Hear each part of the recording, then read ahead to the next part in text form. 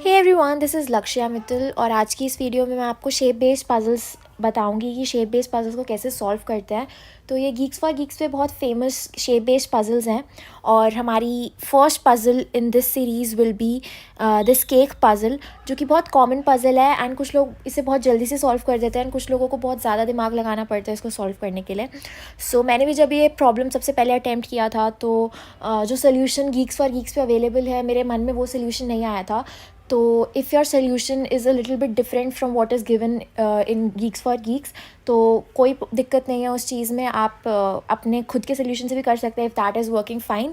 तो पहले मैं आपको गीक्स फॉर गीक्स का सोल्यूशन बताऊंगी and then I will switch on to my solution. तो क्वेश्चन ये कह रहा है कि आपके पास एक बड़ा सा केक है, so you have this cake और आपको 3 कट्स करने हैं so that you get 8 equal pieces of the cake. तो आपको लग रहा होगा कि हम तो जनरली ऐसे केक को काटते हैं ना, ऐसे काट दिया या फिर ऐसे ऐसे करके हम काट देते हैं, ठीक है। लेकिन हमें सिर्फ 3 कट्स करना है। यहाँ पे हमने कितने सारे कट्स कर दिए, राइट। तो हमें सिर्फ 3 कट्स में 8 इक्वल पीसेज में केक को डिस्ट्रीब्यूट करना है। तो हम उसको कैसे सॉल्व कर सकते हैं? उसको सॉल्व करने का एक बहुत ही ईजी मेथड है और ये बहुत सारी कंपनीज़ में आया है, बहुत सारी कंपनीज इसे रेगुलरली पूछती हैं। So let's switch on to the solution. तो आपका ये केक है, ओके एंड अगर इसका मैं टॉप व्यू देखती हूँ तो टॉप व्यू तो ऐसा है कि आप जैसे ऐसे काटते हो ना, तो वो काट दो। तो दिस विल बी 1 2 3 4। तो ये पीसेस आए ना, ये कट जाएंगे। अब ये जो पीसेस है इनको आप एक के ऊपर एक स्टैक बना के रख दो, ठीक है। ऐसे स्टैक बना के रख दिया, ठीक है। अब स्टैक बना के रखा तो उसको बीच में से ऐसे ऐसे से आप काट दो, ठीक है। तो आप इमेजिन कर पा रहे हो कि कैसा बनेगा। ऐसे मतलब मैंने स्टैक बना के रख दिया है, तो ऐसे लेट्स सपोज ऐसे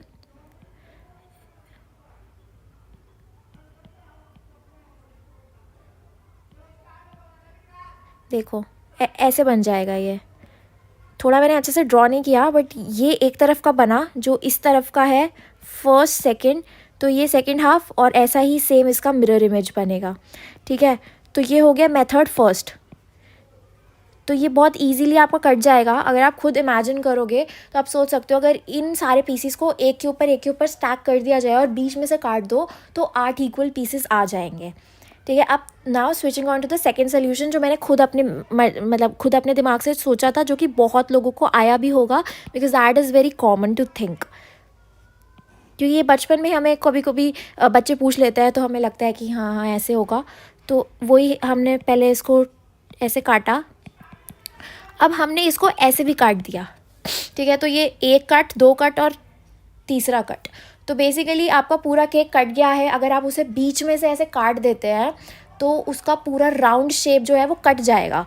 तो वो कट जाएगा तो वो इक्वली नीचे भी उसके पीसेस बन जाएंगे। तो ये ऐसे हो जाएगा, ठीक है, ये अलग हो जाएगा। और ऊपर 4 पीसेस तो है ही, जो हमने ऊपर ये स्लाइसिंग करी थी, तो ये ऊपर 4 पीसेस तो है ही। तो ये टोटल 8 पीसेस में इक्वली डिस्ट्रीब्यूट हो जाएगा। So this is the second method and this is how we solve cake cutting problems. तो आप और भी मेथड्स डिवाइस कर सकते हैं अगर आपके दिमाग में आता है। तो do let me know in the comment box. I will be very eager to answer all those questions and will be very happy to see more such solutions. So keep going forward and keep solving more and more puzzles. I'll bring more puzzles in later videos of mine. So thank you for this one. Keep sharing and keep watching my videos. Thank you. Bye bye.